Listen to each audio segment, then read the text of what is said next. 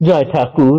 শ্রী শ্রী রামকৃষ্ণ পুঁথি দ্বিতীয় খণ্ডের অন্তর্গত মধুর ভাবে সাধন এই অধ্যায় থেকে আমাদের পাঠ চলছে।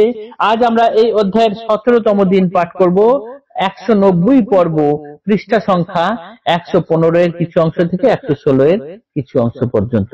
এর আগের দিনের পাঠে আমরা দেখেছি ব্রাহ্মণী বিষ্ণু অংশে জাত চন্দ্র নামে এক ব্যক্তির সঙ্গে বর্তমানে তিনি নরদেহ ধারণ করে আছেন, তার সঙ্গে পরিচয় হয়েছিল। তাকে গোপনে চিঠি লিখেছেন ঠাকুরের সম্বন্ধে জানিয়ে এবং যত শীঘ্র সম্ভব ঠাকুরের কাছে আসতে লিখেছেন, এবং ঠাকুরকে সেই কথা বলার সঙ্গে সঙ্গে ঠাকুর বললেন, হ্যাঁ আমি ওকে জানি। এরপরে কি হলো না, ঠাকুর অনেকদিন ওই ব্রাহ্মণীর কাছে যাননি। ইতিমধ্যে চন্দ্র সংবাদ পেয়ে ব্রাহ্মণীর বাড়িতে এসেছেন। তারপরে কি হলো সেই অংশটা আজকে আমরা পড়ব। ঠাকুর কিন্তু মোটেও জানতে পারেননি যে এই চন্দ্র ব্রাহ্মণীর কাছে এসেছেন। এর পরের অংশ আজ আমরা পাঠ করব। এর আগের দিন পাঠ করলাম কি, ইতিমধ্যে ব্রাহ্মণীর পত্র মর্মে জানি পরম দেবতা প্রভু দেবেরও কাহিনী, আইল সত্তর চন্দ্র ব্রাহ্মণীর ঠাই, না জানেন কোন বার্তা জগত গোসাই। চন্দ্র যে ব্রাহ্মণীর কাছে এসে গেছেন সে কথা ঠাকুর কিন্তু কোন রকমই বিন্দু বিসর্গ কিছু জানেন না।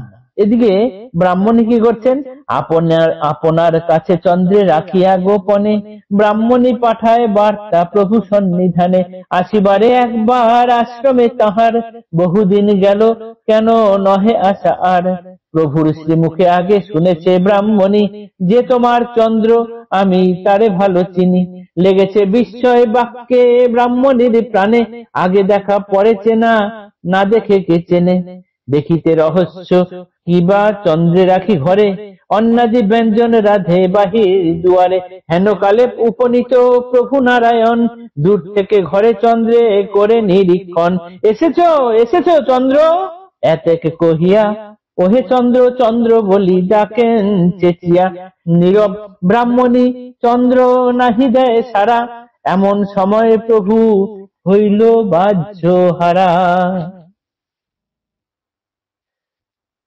ব্রাহ্মণী কি করলেন না, ঠাকুর অনেকদিন আসেননি বলে চন্দ্রকে ঘরে রেখে ঠাকুরকে একবার আসার জন্য খবর পাঠালেন।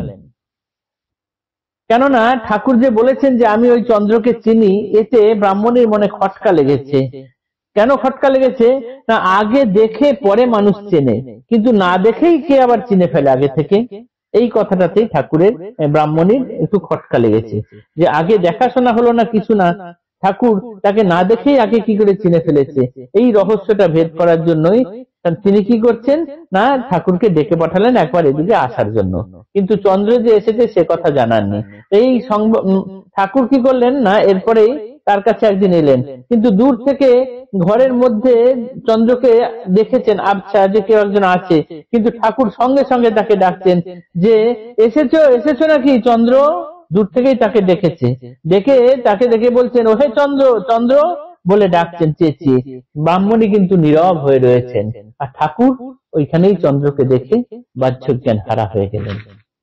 তাড়াতাড়ি এখন আসিয়া চন্দ্রনাথ সবলে ধরিল তেরে শ্রীপ্রভুর হাত, ভাবভঙ্গে ঈষৎ আবেশে মাত্র গায়, বলিলেন ওহে চন্দ্র চিনেছি তোমায়।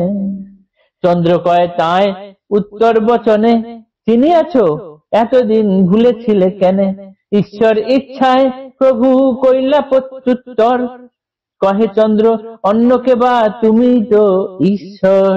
শ্রীপ্রভু বলেন আমি এবে দেহ ধারী, ভুল হয় সদা ঠিক রাখিতে না পারি, চন্দ্রের আছিল আর এক শক্তি গায়ে, অলক্ষে যাইতে পারে বাসনা যেথায়, কাম তৃপ্তি হেতু করে শক্তির চালনা, বারে বারে প্রভু তাই করিলেন মানা, শ্রী আজ্ঞায় অনাবিষ্ট দেখিয়া তাহারে, টানিয়া লইল শক্তি নিজেরও শরীরে।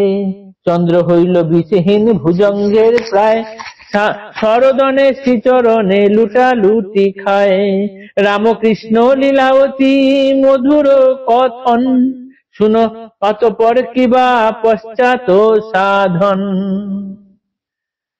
ঠাকুর ব্রাহ্মণীর ঘরে গেছেন, তিনি কিছু জানেনও না চন্দ্র সম্বন্ধে, যে চন্দ্র এসেছেন ইত্যাদি কিছু। কিন্তু ব্রাহ্মণের ঘরে গিয়ে এই দূর থেকেই তিনি ডাকছেন যে এসেছো চন্দ্র, চন্দ্র তুমি এসেছো নাকি, ওহে চন্দ্র বলেই তিনি বাহ্যজ্ঞান হারা হয়ে গেছেন।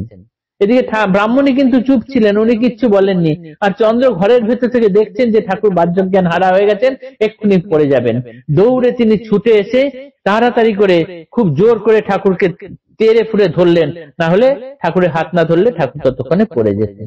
এরপর আস্তে আস্তে তার যখন ভাব ভেঙে আসছে, ঈষৎ আবেশ আছে গায়ে, তখন তিনি ঠাকুর তখন বললেন, চন্দ্র আমি কিন্তু তোমায় চিনতে পেরেছি। তখন তার উত্তরে চন্দ্র বললেন, চিনেছো? তাহলে এতদিন কেন তুমি ভুলেছিলে আমাকে? ঠাকুর তখন বললেন, আমি এখন দেহধারী, আমি আর সবকিছু তো ঠিকঠাক রাখতে পারি না, না ভুল হয়ে যায়।